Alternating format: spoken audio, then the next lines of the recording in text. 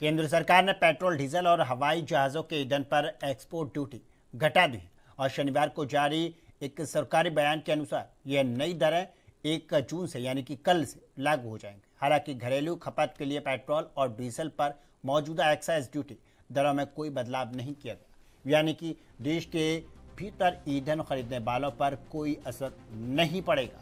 और अब हम आपको बताएंगे कि सरकार की घोषणा के मुताबिक नए एक्सपोर्ट ड्यूटी क्या होगी और पेट्रोल के निर्यात पर ड्यूटी 1.5 रुपये प्रति लीटर तय की गई है और डीजल के निर्यात पर ड्यूटी 13.5 रुपये प्रति लीटर रखी गई है और हवाई जहाज़ के ईंधन के निर्यात पर ड्यूटी 9.5 रुपये प्रति लीटर तय की गई है और हर 14 दिन में समीक्षा के आधार पर बदलाव किए गए हैं और इन दरों को हर 15 दिनों में रिवाइज किया जाता है और यह बदलाव पिछली समीक्षा के बाद ही अवधि के दौरान में कच्चे पेट्रोल, डीजल और एटीएफ की औसतन अंतर्राष्ट्रीय कीमतों के आधार पर होते हैं। और तेल कंपनियों ने 25 मई को पेट्रोल डीजल के दाम बढ़ाए थे। वहीं तेल कंपनियों ने 25 मई को पेट्रोल डीजल के 2.61 प्रति लीटर और डीजल के 2.71 प्रति लीटर रुपये महंगा किया था और इस बढ़ोतरी के बाद दिल्ली की 1 लीटर पेट्रोल की कीमत 102 रुपये 12 पैसे और डीजल की कीमत 95 रुपये 20 पैसे हो गई और 27 मार्च को पेट्रोल डीजल पर ड्यूटी 10-10 रुपये घटाई गई और इससे पहले सरकार ने 27 मार्च को पेट्रोल और डीजल के दाम स्थिर रखने के लिए स्पेशल एक्साइज ड्यूटी को 10-10 रुपये की कटौती की थी और पेट्रोल पर ड्यूटी 13 रुपये प्रति लीटर के घटाकर 3, जबकि डीजल पर 10 रुपये के शून्य कर दी गई और केंद्र सरकार की ओर से 1 लीटर पेट्रोल पर कुल 21 रुपये 90 पैसे एक्साइज ड्यूटी वसूली जाती थी। स्पेशल एडिशनल एक्साइज ड्यूटी घटाने के बाद में 11 रुपये 90 पैसे रह गई थी और इसी तरह 1 लीटर पेट्रोल पर कुल सेंट्रल एक्साइज ड्यूटी 17 रुपये 8 पैसे से घटकर 7 रुपये 8 पैसे पर आ गई थी और सरकार ये फैसला पेट्रोल डीजल की कीमतों को स्थिर रखने के लिए किया था और इस निर्णय की वजह से तब पेट्रोल के दाम नहीं बढ़े थे, यानी कि तब पेट्रोल डीजल के दाम नहीं बढ़े।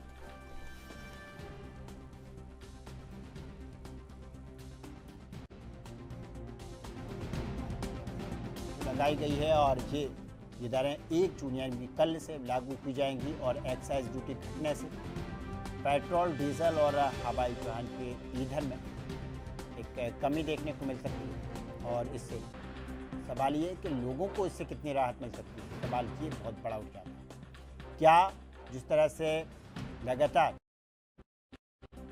3-4 दिन तक जो पेट्रोल डीजल के दाम बढ़ाए गए उनकी मुकाबले ये चीज़ कम हो सकती है?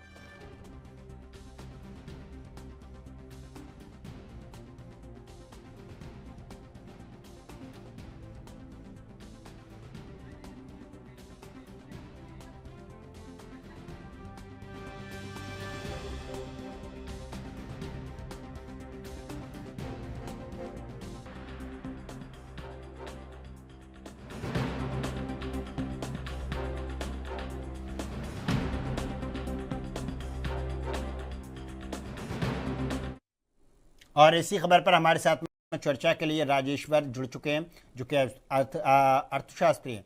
और राजेश्वर जी, आपका बहुत बहुत स्वागत है एनबी न्यूज़ पर। पहला सवाल कि कल से एक्साइज ड्यूटी जो कम की गई है वो लागू की जाएंगी, तो साफ तौर पर इसका जो लाभ है आम जनता को कितना मिल सकता है?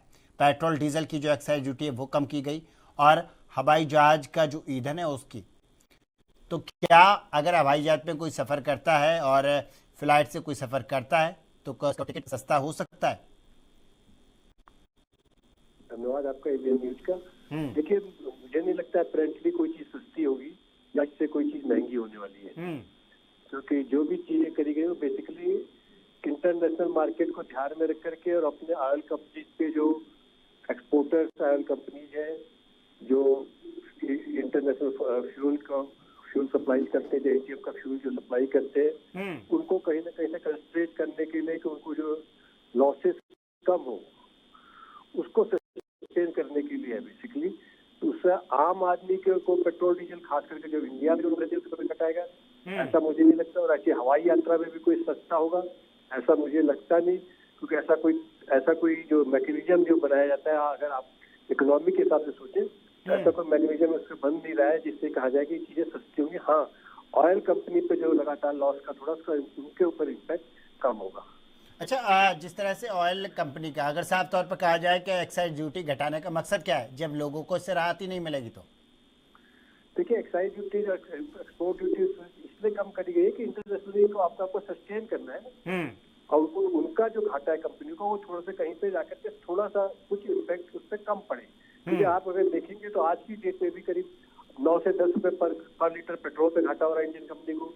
ऐसे क्रूड ऑयल पे, सॉरी डीजल ऑयल पे भी लगभग 15-16 रुपए पर हो रहा है, डिस्पाइट ऑफ कि हमने प्राइस इंक्रीज करी है। तो वो कहीं ना कहीं से उसको बैलेंस कट डाउन करने के लिए थोड़ा एक मॉरल पुस्टिंग कहिए, वैसे इकोनॉमिक पुस्टिंग भी कहिए, तो उसको उन चीजों के लिए, उन चीजों को सस्टेन करने के लिए उससे ज्यादा अगर आप कहें कि कोई आम आदमी को डायरेक्ट कोई फायदा होने वाला मुझे नहीं लगता है। अच्छा, राजेश्वर जी, तो फिर इससे बेहतर है कि जो एक्साइज ड्यूटी लगती है उसे ना घटाकर सेम रहने दी जाए तो बेहतर है। नहीं जी, बेसिकली जो एक्सपोर्ट ड्यूटी है, इंडियन एक्साइज ड्यूटी तो कुछ करा ही नहीं है। तो इंडियन वालों पे तो कुछ है नहीं, तो बेसिकली एक्सपोर्ट वालों पे, जो एक्सपोर्ट के ऊपर जो एडिशनल जो टैक्सेस थे उनको कम कट डाउन किया है ना। अच्छा, अगर आप कहें तो इंडियन को उसमें कोई इम्पैक्ट आता ही नहीं ना। तो साफ तौर पर ये है कि जो एक्सपोर्ट ड्यूटी है वो लगाई गई है, एक्साइज ड्यूटी नहीं है ये। नहीं, बेसिकली एक्साइज ड्यूटी तो नहीं है। तो ना ये इंडिया डिसाइड करता है, ना इंडिया के अधिकार में ये आता है। नहीं, पार्ट ऑफ एक्साइज ड्यूटी तो है, लेकिन उससे जो इम्पैक्ट आता है वो एक्सपोर्ट पे इम्पैक्ट आता है, इन हाउस इम्पैक्ट उससे नहीं आ रहा है। मतलब इंडिया के इख्तियार में है, वो कर सकता है, और साफ तौर पर उसका असर भी देखने को नहीं मिलेगा। वो एक्सपोर्ट ड्यूटी है। हाँ, बेसिकली एक्सपोर्ट ड्यूटी, एक्सपोर्ट करने जो आप जो ऑयल एक्सपोर्ट कर रहे थे उन पे, और ये भूटान को कर रहे थे आप, क्या नेपाल को करते रहे। राजेश्वर जी, तो क्या ऐसे मुल्कों को इससे फायदा मिलेगा जो इंडिया से तेल लेते हैं? जरूरी नहीं कि उनको फायदा मिले, लेकिन आप कहीं ना कहीं इंटरनेशनली इसको बैलेंस कर रहे हैं। देखिए, कई चीजें आप रिलेशनशिप आप मनी मैटर के अलावा भी इंटरनेशनल रिलेशनशिप होते हैं, उनको भी आप मेंटेन करते हैं ना। हाँ, तो उन रिलेशनशिप को मेंटेन रखने के लिए, और खास करके जो इंडियन कंपनी को जो घाटा हो रहा था वो कहीं ना कहीं से उसको कट डाउन करने के लिए, कहीं ना कहीं वो जो घाटा हो रहा था वो तेल कंपनियों को वो कहीं ना कहीं लाभ मिल जाएगा सर। बहुत बोले कि बड़ा कोई लंबा चौड़ा लाभ मिलने वाला नहीं, लेकिन हाँ, थोड़ा बहुत उन पर इफेक्ट, उनका जो लॉसेज है थोड़ा बहुत कवर होंगे। लेकिन क्योंकि लगातार इंटरनेशनल फ्यूल पर क्रूड ऑयल प्राइस, जब वो जो वोलेटाइल मार्केट है, उसका अल्टीमेटली इम्पैक्ट कितना आता है वो अभी देखने की बात है। क्योंकि वो इंडिया के हाथ में नहीं है, भारत के हाथ में नहीं है, होम रूल के सिस्टम पे है। वहां से कितना आता है, ऑल दो इंडिया 40 देशों से लगभग इम्पोर्ट कर रही है या उसके प्रोसेस में है, क्रूड ऑयल है और दूसरे आए, उनकी कॉस्टिंग देखना, उनको इम्पैक्ट देखना, फिर उसमें बहुत सी चीजें हैं।